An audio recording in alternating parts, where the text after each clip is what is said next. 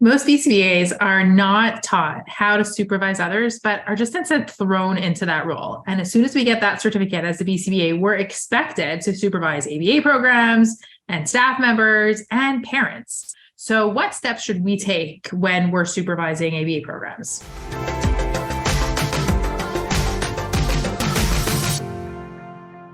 So I was 26 years old when I started supervising ABA programs, and I couldn't believe, first of all, that people let me supervise BCBA programs at 26 years old. I had experience, but, I really did have imposter syndrome. Many times I was talking to parents who were 10 years older than me, and I was telling them things that, parenting things. And I wasn't a parent. I was 26. I was barely more than a kid myself.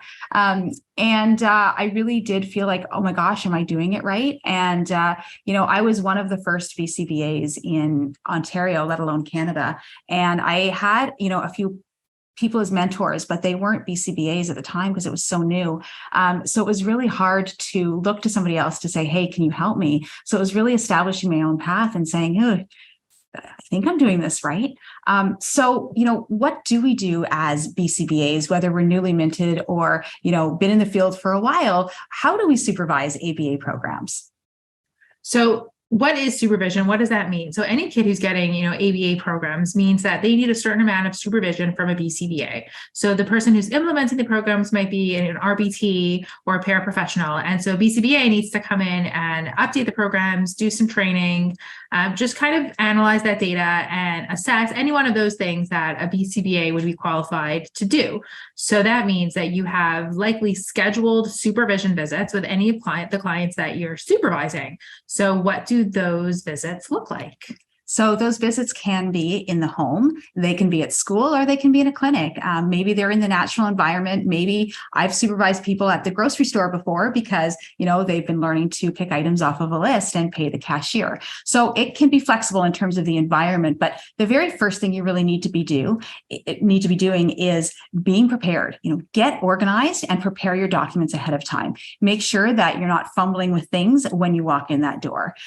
So really just making sure that you've got, whether it's paper and pencil, if you're out in the community, you don't need your laptop there, or, maybe it's an iPad, maybe it's a phone, maybe it's something, but anything that you're going to be using to document your session, make sure you've got that. And also make sure that you've got clients' data. Especially if it's something like behavior data, for example. Sometimes I'll ask for that in advance because I know that when I come there, they want the solution and they want that, magic wand. And so sometimes asking for that data in advance, meaning that you can prepare some solutions or some potential solutions to propose during your supervision. So depending on the environment, you're either talking to the parent or the ABA therapist or the teacher or everybody all at once. So making sure that, all parties who you're consulting to, making sure that you ask them if they've got any questions, any concerns, if there's any goals that they would like to see implemented into the program as well. And if you took good notes last time on how the meeting went, then the next thing you would do is follow up from the last time, from the previous supervision. If there was anything that needed to be followed up on, anything you want to check in on, any suggestions that you made that you want to, see how it's going, was progress made. So definitely start with follow-ups from last time.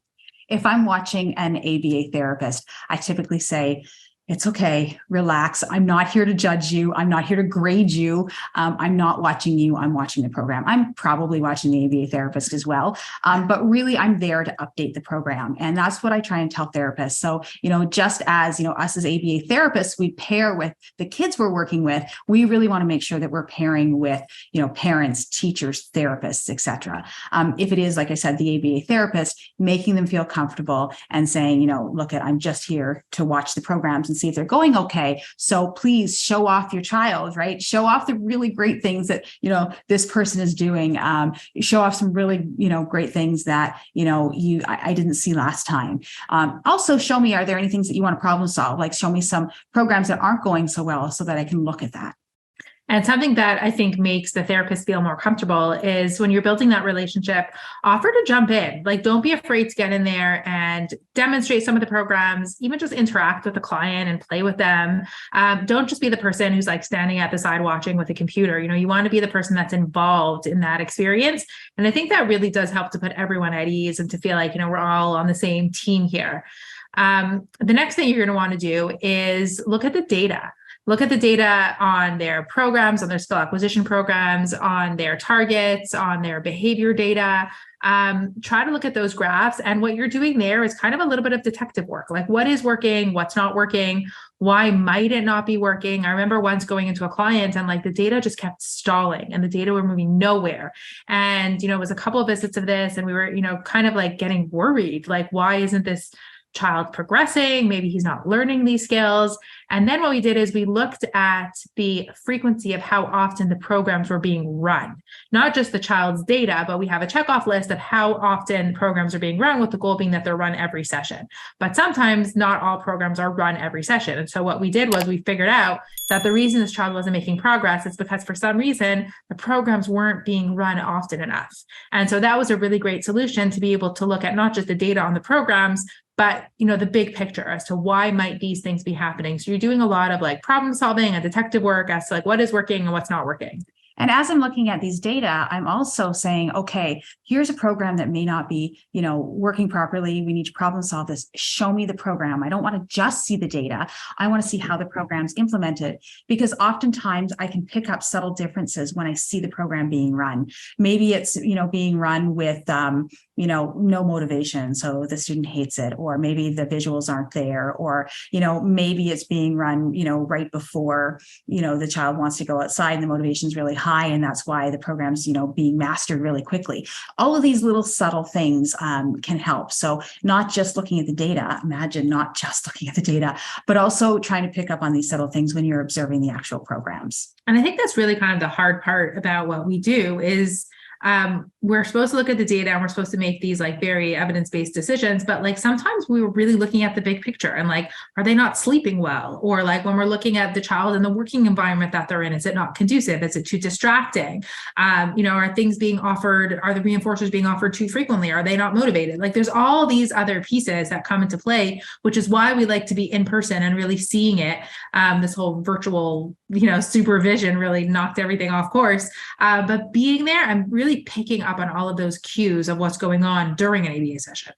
I also came from a background. I was an ABA therapist before I was a BCBA and before I was any type of ABA consultant. And one of my very favorite things about this field is actually still working with a client. I love it. So any chance I get, I'm like, get out of the chair. It's my turn. It could be natural environment teaching. It's get out of the way. I want to try and teach. And I'm interacting with these students really because I think it's fun. But my secondary goal is because I want to see if I can get some of these subtle things happening. And sometimes if I do, sometimes me doing is easier than me watching and seeing that. So if I can pick up on that error pattern, or I can pick up on, oh, okay, we're not saying this properly. Or when I say this, he thinks we mean this. Let's try this instead. Yeah. And if it doesn't work for us, then we can't expect it to work for the RBT or the IT. So personal story on that. I was in watching an ABA program one time and this therapist was phenomenal. She had like 3 clickers down one side, 3 clickers down the other. They were all color coded and she's going and that was amazing. And she did it. It was awesome. And then I went to jump in to do something and she gave me her clicker belt and I went, I can handle 1, maybe 2 clickers. I can pretty much handle 2. I've got 2 hands. I can do that. No more than that. So whenever I go in to, model an ABA program, but also then to suggest things for therapists to do, I need to make sure that I can do them first. And if I can't do them as a seasoned ABA therapist, I'm not going to expect any other staff to be able to do them.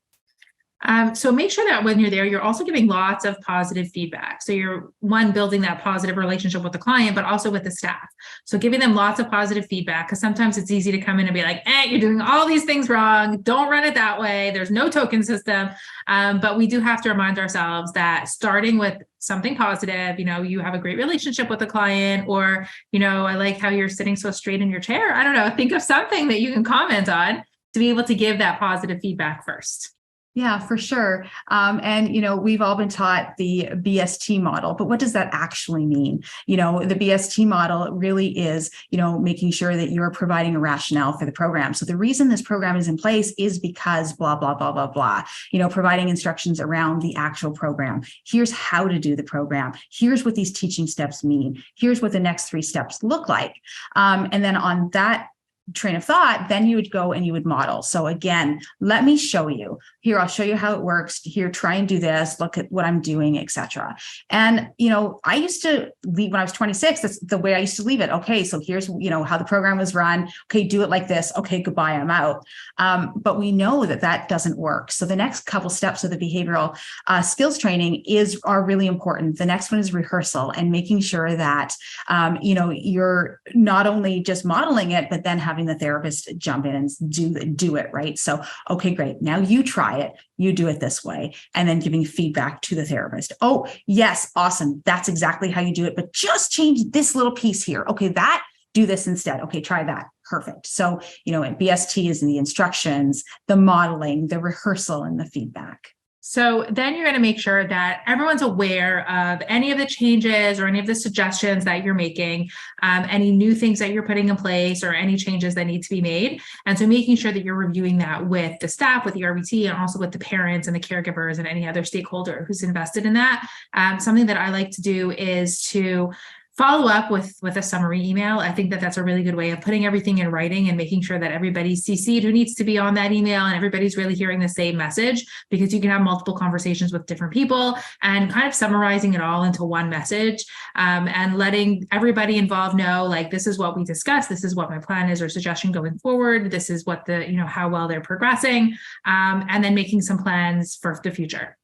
Absolutely. And, all of these notes and any type of graphs you're updating, et cetera, need to be done in a fairly timely manner. I've had supervision sessions where, as a therapist, somebody comes in and, gives suggestions and says, okay, we'll change this program. And then 2 or 3 weeks later, we get the new program. It doesn't really match. So, what I try and do is leave myself some time at the end of the session. Even if I'm going into someone's home, what I'll do is, leave the home, because I find that if I'm in the home with my computer, A, I'm not interacting with the student, but B, people want to talk to me. So I typically would take my computer, get in my car, drive around the corner, park, and type my notes out really quickly. It's also, my notes are then in my head and I can get them on paper really quickly versus 3 weeks later when I've seen other clients and then I forget.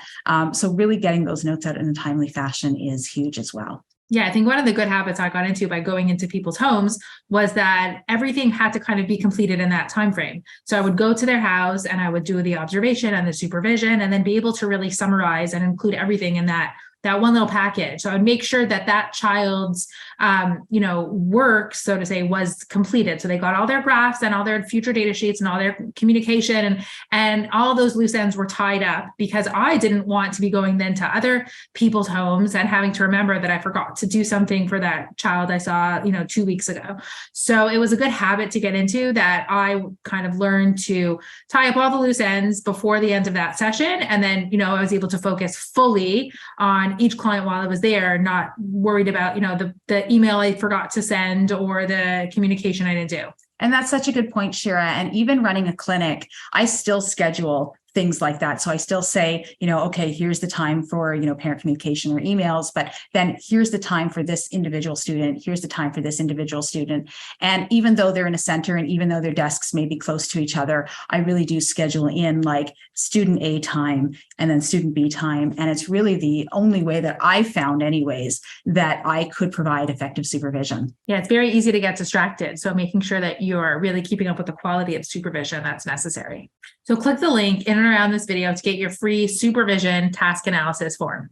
We also encourage you to subscribe to the channel so you don't miss any future videos, and leave a like and comment below if you have further questions.